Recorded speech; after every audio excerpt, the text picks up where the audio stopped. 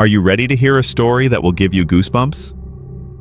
If you are, hit that like button to boost your courage, share to warn your friends, and subscribe to our channel so you won't miss any chilling tales from us. Now then, let the story begin. The first thing that went wrong was the hum. Crime scenes are never quiet.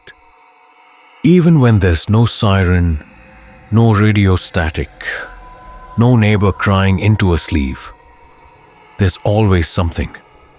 A refrigerator compressor, a forced air blower, a road in the distance. Life keeps going.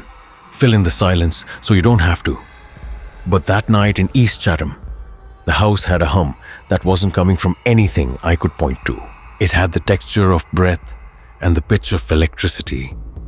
A faint thread yo-yoing behind my ears, making the hairs on my forearms rise and stay risen.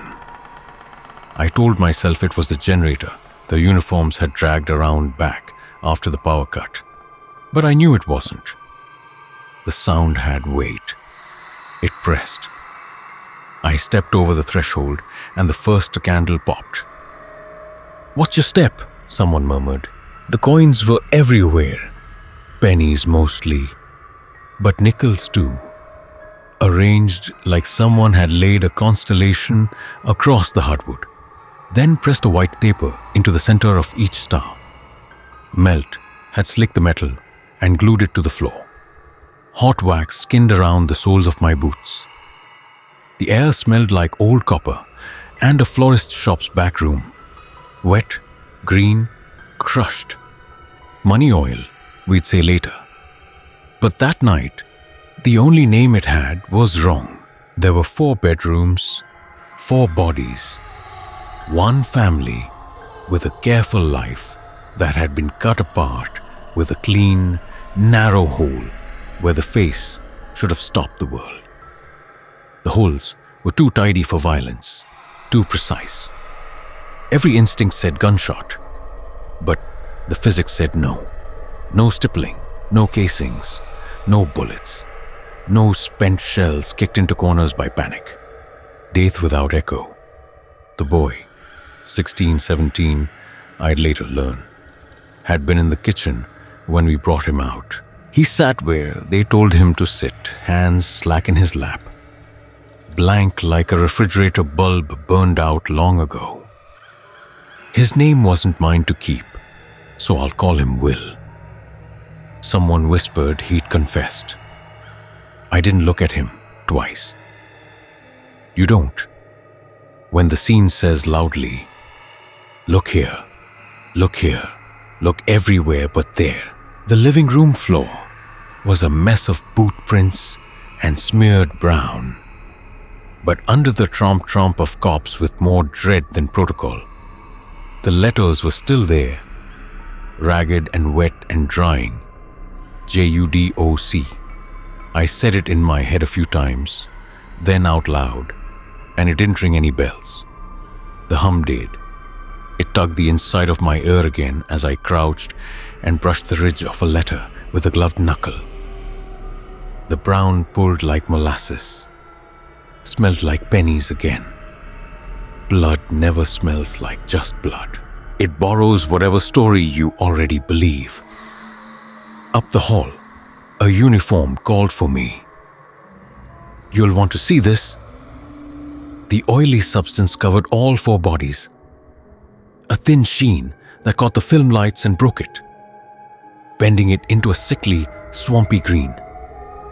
I scraped a sample into a vial.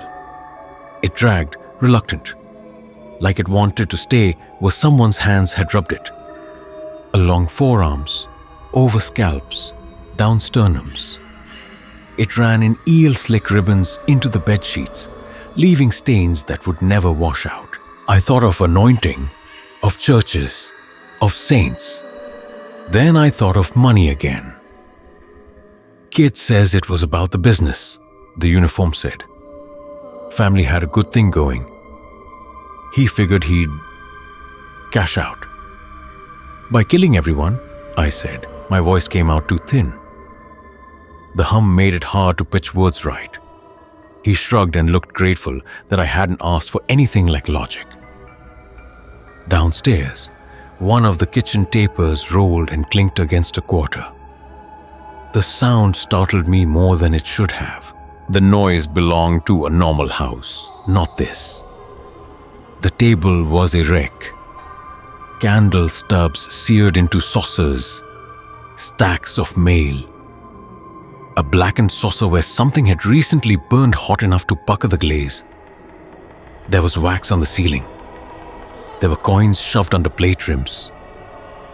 I lifted one saucer and found 3 dimes stuck together with the dribble of the same green oil, soft and tacky, like it had been warmed by a hand a moment ago. I felt eyes on me and turned, expecting to meet Will's gaze. He wasn't there. They had moved him to the cruiser, but the feeling didn't relent. The house had a way of noticing you, the way a crowd does when you step onto a stage. Not a person, but a pressure. We worked the rooms. We photographed the coins and candles and the letters on the floor until it was clear the letters didn't want to be photographed. Every time a boot crossed them, shapes distorted, edges blunted. I knew we were losing them as fast as we tried to keep them. That memory would have to do what film couldn't. I traced the J with my eyes and tried to staple it behind my forehead. JUDOC. The name sat strangely in my mouth. Not Judas, not judge, not joy. A proper noun I didn't own. Green oil, I said to my partner. Smells like crushed herbs. Money oil's a thing. Witches' shops, folk magic, prosperity stuff. He made a face like he wanted me to stop talking. Can you tell us where the gun went? There is no gun, I said. And I hated hearing how sure I sounded. You don't declare like that in a house full of the dead. The house listens. The coroner arrived with the chill of the night air riding his coat. Read the wounds with a mouth that went thin. And said gunshot anyway. That's what you say when you can't say anything else without breaking something more important than accuracy. Like a community. Like the fragile idea that you can explain why one moment you had a mother and a father and a sister and a brother, and the next, what you have are shapes on a bed and a bedroom door that you'll never be able to close again without hearing a hum on the other side. When we were finally done making order from the uncooperative, I stood in the hall and let the house breathe over me. The candles had guttered down to short bones. Coins gleamed like fish scales under shallow water. The letters congealed into a brown raft that would be mopped up tomorrow by people who tell themselves they were cleaning a stain. In my pocket, the vial of green slid against the glass like an animal, like it remembered hands. Outside, East Chatham inhaled and exhaled as if relieved to be rid of its own house. The cruiser's door clicked shut. A young man's head rested against the window. Profile too neat to belong to anyone who had done what he said he'd done. He stared through me without focusing, and for a second the hum got louder. Like a wasp had crawled into my skull. I swallowed and it receded, embarrassed to be noticed. "You good?" my partner asked. "Fine," I lied. "I just don't like the quiet." "It's not quiet," he said, meaning the paperwork, the press, the town that would angle its gaze away and pretend it hadn't seen the letters on its own floor. He meant normal things. He did not mean the hum. That night, I washed the green smell from my hands twice, and it still came back in the middle of dinner. I woke at 3 to the sound of coins settling, soft, chiming, private, and found a penny stuck to my heel when I swung my feet out of bed. It left a wax ring on the hardwood. I pressed my thumb into it and thought of the 4 holes in 4 foreheads, each one a punctuation mark with no sentence before it. If it was a gunshot, where was the gun? If it was not, what was it? I told myself I'd let it go. I told myself the job was to collect, not to connect. But when I closed my eyes, I saw the word again, warped by boot prints and hurry. JUDOC, it sat like a door with no handle. A name that wasn't mine to say kept repeating under my breath, and beneath it, almost too quiet to notice if you didn't know how to hear, there was the hum, patient as a metronome, as if somewhere in that house a very old machine had been switched on and left running, waiting for someone to come back and finish what they started. 3 years after East Chatham, I was in Delaware County and thought I'd left the hum behind. You tell yourself that. Every case is its own animal, its own set of teeth and claws. And when you're done, you put it in a cage and close the door. But animals get out. June 1989 was hot enough to make the air pulse. Stamford's outskirts are all long grass, cabin roofs like toy blocks in the distance. We got the call just after dawn, family of 4, found in the attic. Attic. It's a word that drips. I could smell the candles before I saw them. Wax and something scorched, sweet with a bitter tail. As if someone had set fire to a handful of herbs and let the smoke think about staying. Inside the cabin, coins glimmered under every candle. Pennies mostly, a few larger coins in the mix, edges warped from heat. The flames flickered when we stepped in, though no breeze touched the air. 4 bodies lay arranged in a rough semicircle, heads toward a blackened mark on the attic floor. At first glance, it looked like a clumsy capital B someone had scrawled in charcoal. But the longer I looked, the less it looked like anything accidental. The stem of the B bent wrong, like a bone broken in the wrong direction. From its lower left, a backwards J hooked out. From the top, a jagged T jutted like a splinter. The attic boards under the symbol were scorched black, but the residue still clung green in the cracks. I crouched and scraped some into a jar. It stuck to the metal like it had been alive once. Later, I'd learn it was a powder made from crushed herbs, the cousin to the green oil from East Chatham. The bodies had the same wounds, long, narrow entry in the forehead, clean pass-through. Except the perforations were deeper.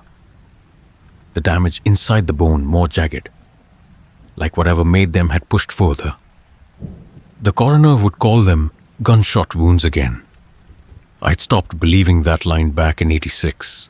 Someone said the suspect, Evan, was still at large, 23 years old. Neighbors had heard shouting the night before. He'd barricaded himself at a farm 1 county over. By the time I arrived, the standoff was winding down. He shouted from an upper window, words too cracked to catch all of them. But I heard enough. I was so close. Complete the circle. Finish the process. Then gunfire, his, followed by the department's. Silence. When I entered the farmhouse, there was no hum yet, but the air was charged, as if someone had taken a deep breath and not let it out. On a kitchen table, propped like a warning, was a black envelope sealed with green wax. The wax had cracked, bleeding flakes onto the wood. I opened it against orders. Inside were the burned scraps of a letter. I could make out a single word on one fragment before it crumbled between my gloves. Wealth. I went back to the cabin that night when the scene had cleared. Flashlight cutting through the heavy dark. The coins glinted like wet eyes. The scorched symbol seemed to swell in my light's beam. Lines crawling, reshaping when I looked away. A question kept needling me. What was the circle Evan had to finish? The B wasn't a B. The T and J weren't letters. I thought of JUDOC from East Chatham and felt the attic walls tilt a fraction. Different town, different decade, same coins, same candles, same green, same wounds. I asked the chief for more time to compare the two cases. He shut it down so fast I almost laughed. Evan's dead. Case is closed. Don't go digging. But digging is the only thing I've ever been good at. I started with the powder. Its composition was almost identical to the money oil in '86. Bay leaves, mint, powdered pyrite, a few strands of something organic I couldn't ID. Both substances were used in folk magic for wealth. Both were placed in contact with the victims. Next came the envelope. Black, green wax, burnt paper. Evans was a twin to one I'd find later in a different town, different year. I didn't know it yet, but the trail was already branching towards something older than all three murders. The more I compared my notes, the more the attic's air felt in my own home. Not literally, but in my head, in my dreams. I'd wake at 3:11, always 3:11, to the sense that coins had shifted in another room. Once, I got up and found one lying on my bedroom floor, edge smeared, faintly green. Then the hum came back. It was faint at first, like tinnitus after a loud concert, but it swelled in empty spaces. The hallway at work when the fluorescence flickered, the minute after I turned off my kitchen tap. The space between two sentences. It followed me to bed, and with it came a picture I didn't want. Candles burning low on coins, a letter curling black in a dish, and something just beyond the edge of sight, watching to see if I would notice the circle it had left unfinished. In East Chatham, Will hadn't finished his. Here, Evan had been so close. The words clung to me like the green powder stuck to my gloves. So close to what? When you look at enough death, patterns emerge. But this wasn't just a pattern. It was a signature. And it wasn't written for us. That was the worst part. I didn't know it yet, but the next case would prove that the signature didn't just belong to the dead. It belonged to the living who made them that way. And the living, I would learn, didn't always stay that way. February 28th, 1988, leap year. The call came in before dawn. Fire at a family home in Groveland. I wasn't assigned to it. Wouldn't have been anywhere near it if not for a friend on the county force who knew my interest in the strange. His voice on the phone was flat in a way I recognized. Too much smoke in the lungs. Too much of something else in the mind. You might want to see this, he said. Why? Because it's your kind of mess. The house was a black shell against the snow. Roof caved in. Windows bleeding smoke like breath in winter air. Fire crews had knocked it down. But the stench of burnt wood and something thicker, meat, cloth, hair, rolled out in waves. They'd found 5 bodies. Husband, wife, 3 kids. All in their beds. At first, they said gunshot wounds. Because what else do you call a narrow hole through the head? But only the husband, Larry, had ballistic residue. The others had wounds the reports called closely resembling gunshots, passing clean through the cranial region. Closely resembling. like a copy that had forgotten what the original felt like. Larry's cause of death was simple. Shotgun under the chin, trigger pulled.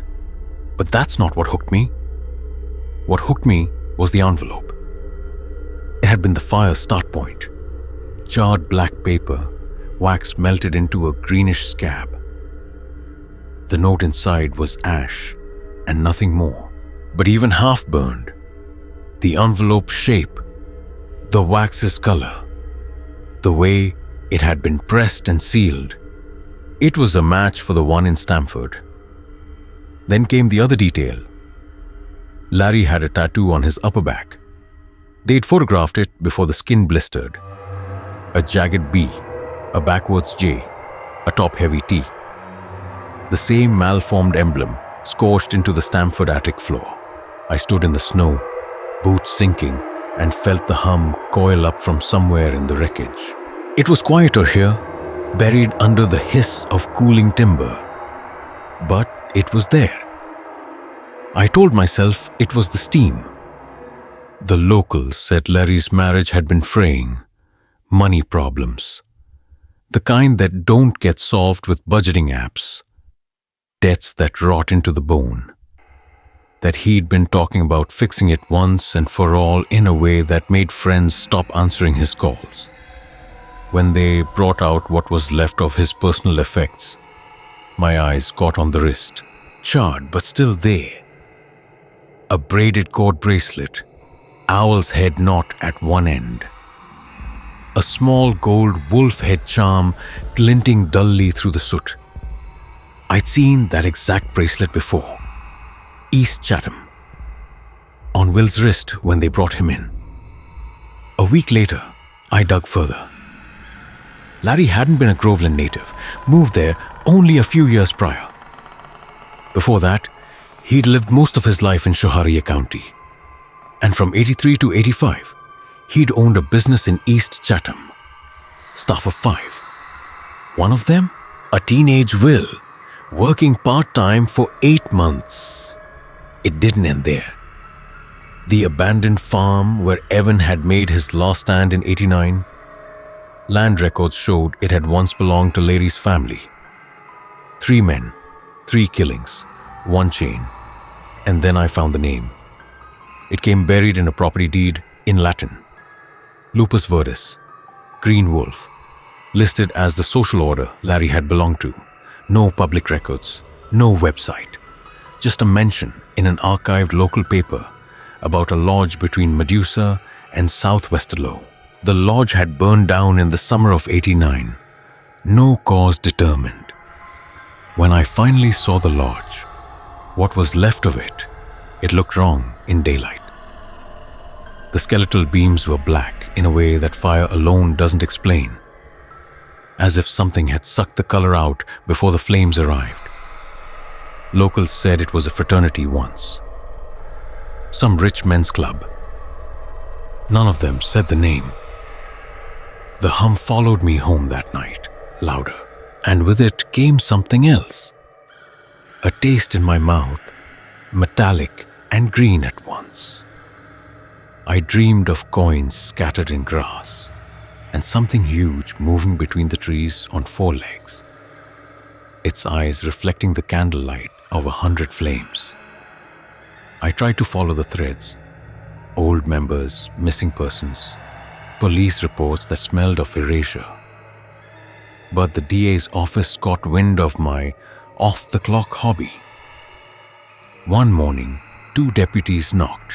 No charges, they said. But they took my files, my photographs, my samples. They didn't take everything. I'd hidden enough to keep the picture alive. But they took enough to make a point. 3 days later, I was out of the job. For a while, I convinced myself that was the end. Then I woke one morning to find my hidden papers strewn across my bedroom floor. All of them. Every report, every photo, every note. Hundreds of pages. On each page, scrawled in a thick, rust-dark line, was the same word, over and over, Mammon. The word was written in something that flaked and stuck to my fingers like old blood. I checked the locks. No sign of forced entry.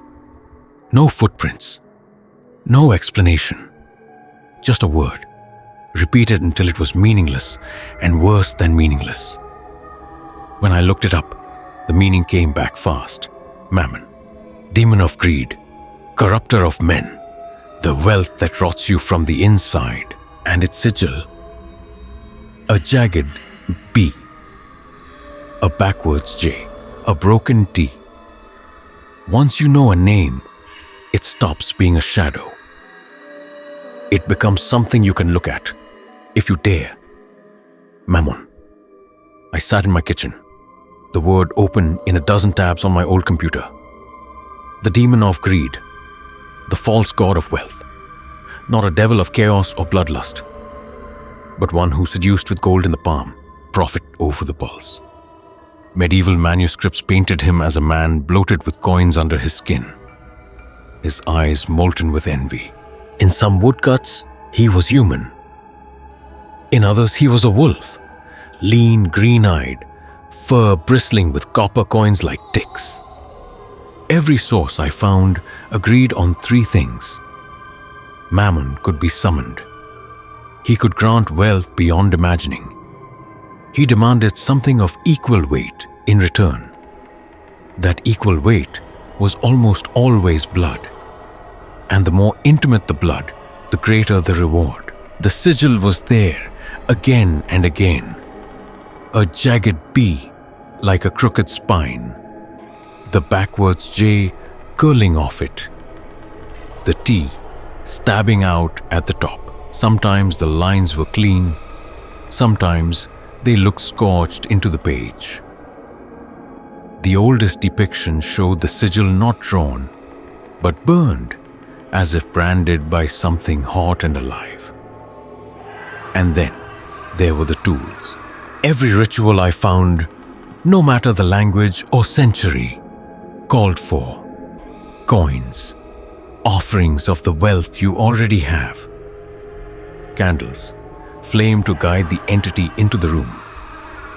A letter, written to Mammon detailing your request, then sealed in a black envelope and burned. Herbal concoctions, money oil or money powder, mixtures of green herbs, metallic dust and animal fat. These were to be smeared on the offering, living or otherwise.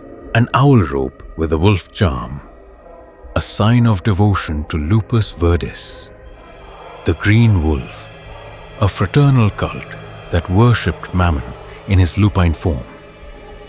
In the margins of a 19th century grimoire scan, I found an illustration that stopped me. Mammon was pictured in a half-human, half-wolf form, one arm ending in a long, retractable spike of bone. The note beneath read, "The hand of death pierces the soul, which is drawn out through the wound and made a coin for his vault." I didn't have to imagine the wounds. I'd seen them in 3 towns, on 12 bodies. Another text mentioned mockery rites, writing in blood the names of Mammon's enemies. One name was common, JUDOC, a 7th century Breton prince who renounced wealth to become a hermit priest. Patron saint of the poor, adversary to greed itself. December 13th, the feast of Saint JUDOC. The date Will's family had died in East Chatham. June 22nd, the summer solstice, marking the season of Mammon, the date of Evan's Stamford murders. February 28th of a leap year, the day the vault opens for spirits to cross over. The date Larry killed his family in Groveland. 3 dates, 3 doors, 3 blood offerings that had never been properly completed. The pattern was too clean to be accident. I went back to the bracelets. Owl rope with a wolf head charm. Larry had one. Will had one. I hadn't seen one on Evan, but his body had burned with most of his personal effects. And the lodge, the Green Wolf headquarters, had burned months after his death. If they were cleaning house, they'd have wanted no relics left behind. I made myself a map, East Chatham, Stamford, Groveland, Medusa South Westerlo in the middle. The points formed a loose triangle. The burned lodge sat almost exactly at the center. The hum had returned, constant now, like it had been under the floorboards of all 3 crime scenes and was bleeding through my walls. Sometimes I'd think I could hear a coin spinning on its edge, refusing to fall. Other times, it was the faint scrape of claws on wood. One night, the hum shifted. It took on a rhythm, almost words. I couldn't understand them, but the tone was coaxing, like a salesman laying out a deal too good to pass up. I thought about Larry's debts, about Evan's obsession with liquid value, about the successful family business Will would have inherited. 3 men who saw their families as currency. 3 men who tried to turn blood into gold and failed. That was the part that caught me in the throat. They failed. If Mammon had rules, then they had broken them. Will forgot part of the rite. Evan was interrupted. Larry. Maybe he'd completed it, and then realized the cost wasn't worth what came next. Maybe he hadn't, and the fire was his way of sealing the breach. The more I read, the more I knew one thing. Whatever Lupus Virdis had been, it wasn't gone. Cults don't vanish. They hibernate. Somewhere out there, someone had finished the circle.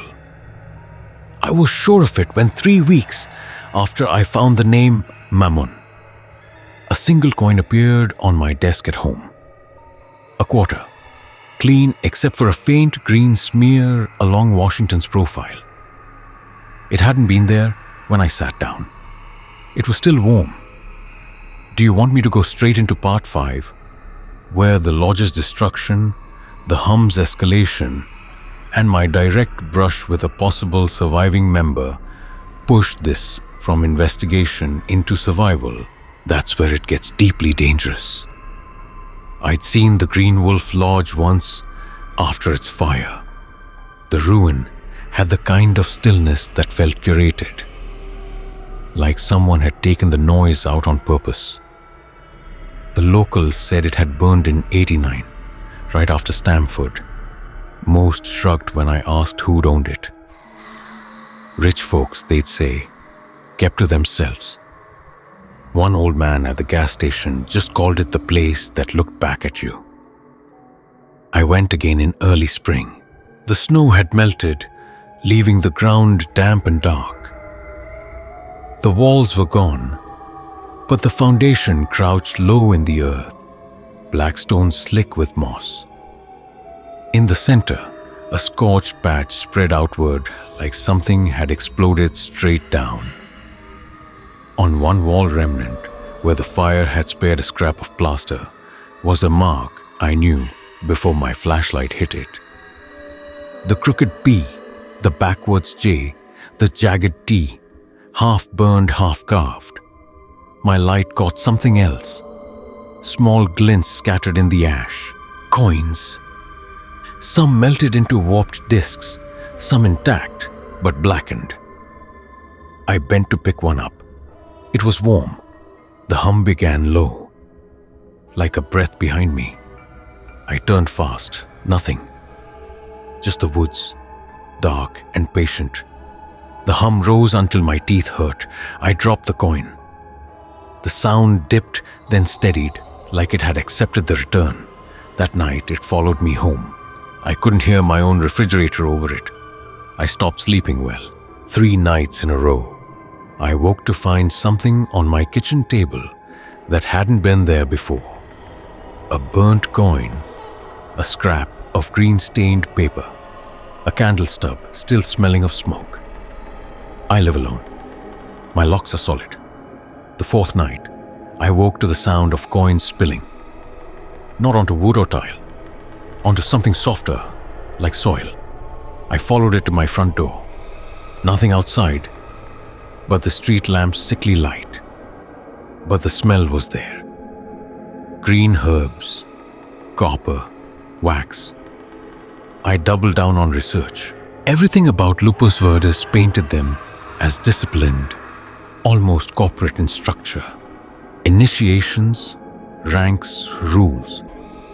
Mammon wasn't just worshipped, he was invested in. Members gave offerings like startup capital, expecting a return in wealth, influence, protection. Some documents suggested a chairman role, someone who handled petitions to the demon, passed down the contracts. What happened when a member failed? The texts were vague. Some spoke of foreclosure. Others, more literal, mentioned the wolf. 2 weeks later, I had my first brush with one of them. It was raining hard that night, and I was coming back from a late grocery run. As I reached my door, I noticed something under my welcome mat, a black envelope, wax seal intact, green as old moss. My hands shook as I picked it up. Before I could break the seal, a voice spoke from the dark. "That's not for you." A man stepped out from between the parked cars, umbrella in one hand, the other hidden in his coat pocket. Tall, neatly dressed, shoes that didn't belong in this neighborhood. His face was average in the way a mannequin's is, precise but without weight. "Who are you?" I asked. He tilted his head. "Someone who used to be curious like you. Someone who learned there are places you don't go knocking." His eyes dropped to the envelope. "Put it back." I glanced toward the street lamp, considering my options. When I looked back, he was closer. So close I could smell the same herbal copper mix as at every scene. His umbrella hadn't dripped once. "This is your only courtesy," he said. "The last one you'll get. You're being given a chance to walk away. You won't get another." Then he smiled, and for a split second his teeth looked wrong. Too long, too sharp. I blinked. He was already stepping back into the rain, vanishing between the cars without a splash. Inside, I tore the seal anyway. The letter was short, written in looping green ink. "The circle was never yours to close." Underneath was a date. My birthday, 2 months away. The hum that night was deafening. It came from the walls, the floor, the air. I pressed my hands to my ears and still felt it in my teeth. The next morning, the envelope was gone. I realized then that this was no longer about cases from the 80s. The green wolf hadn't gone to ground. It was watching me, testing me, and if the date on that letter meant what I thought, they weren't going to wait for me to find them. They were coming. I stopped telling anyone what was happening. Every time I tried, years ago, with the DA, with my old precinct, it ended with doors closing and files disappearing. But now, it was more than that. Now, I wasn't sure who would be listening for me and who would be listening to them. It started with little slips in people I knew. My neighbor across the hall, Mrs. Perry, had lived there for a decade, harmless. The kind of old woman who left cookies outside your door on holidays. I saw her in the hallway one morning, and when I asked about her weekend, she smiled too wide, leaned closer, and whispered, "He'll make you rich if you ask him the right way." Then she just walked away, like she hadn't said anything. 2 days later, the kid who bags groceries at the corner store asked if I needed any candles for the big night. He wouldn't look me in the eye when I said no. I started to notice coins left in odd places, stacked 3 high on my car hood, pressed into the seam of my apartment door, balanced on the rail outside my window. Each time, the hum deepened. Like the more they marked me, the more the thing behind them could hear. The night the hum took shape, I was working at my desk. The sound was steady, not louder than usual, but it began to pulse, like a heartbeat under floorboards. My lamp flickered once, twice, then held. In the reflection of the window beside me, I saw something move, not in the glass, behind me. I turned slowly. There was nothing in the room, but the hum was right in front of me now, thick enough to taste. Metallic, sweet, my vision swam green at the edges. I didn't hear the claws until they scraped the floor. They weren't on wood. They were on coins. Dozens of them, rolling, clicking, turning under a weight I couldn't see. The sound circled me once, slow, deliberate, then stopped at my left side. A voice, not a whisper, but not quite sound, slid into my head. Debt unpaid. The pressure on the air broke. The coins were gone. My desk was empty except for one thing, a folded scrap of paper. Inside, in green ink, was another date, 3 days after my birthday, and under it, "Will collect." I didn't sleep. The next week was a siege. I'd leave for errands and come home to find my apartment colder than the hall, as if the air had been replaced. Food in my fridge spoiled overnight. My bedroom door was open in the mornings, though I lock it before bed. On the third night, I woke to the sound of my filing cabinet opening, metal on metal, drawer sliding out. I froze. A shape leaned over the cabinet. It was tall, shoulders hunched, head low. In the dark, its outline rippled, like fur shifting over bone. I blinked hard and turned on the light. The cabinet was empty. Every file, every page, gone. I left that night, drove 3 towns over to a motel with buzzing neon and a lock I could see from bed. The hum came with me. It didn't care about walls or distance. In the mornings, the world pretended nothing had shifted. But I saw it in people's eyes. The cashier at the gas station in the next county wore the wolf head bracelet. The man 2 doors down at the motel had the same green wax stuck under his fingernails. And always, the coins.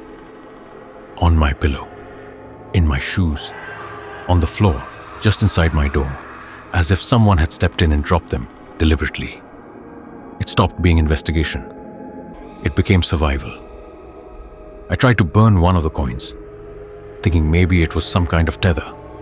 The flame from my lighter turned green, and the coin didn't so much as heat.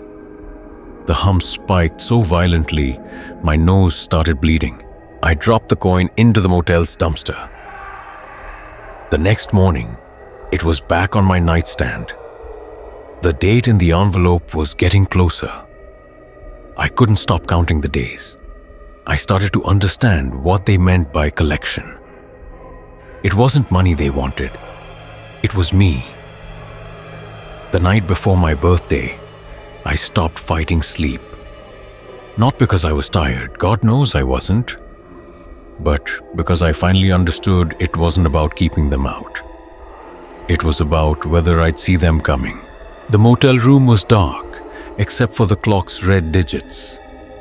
2:57 a.m. The hum was low, steady. Not the frantic, needling pitch it sometimes took. This was patient. At 3 accounts so, the air changed. Not colder, denser. Heavy enough the breathing felt like dragging smoke into my lungs. The hum rose, matching my pulse, until I couldn't tell which was which. The first coin rolled out from under the bed. It stopped against my ankle. Another followed, and another. Then they spilled in earnest, dozens, hundreds, ringing against each other, filling the floor until it sounded like a river of the metal rushing in place. They circled the bed in a perfect ring. The coins began to shift, clinking and clicking into lines. No, into letters. The sigil took shape at the foot of the bed, its crooked B, the backwards J, the jagged T glinting green in the dark.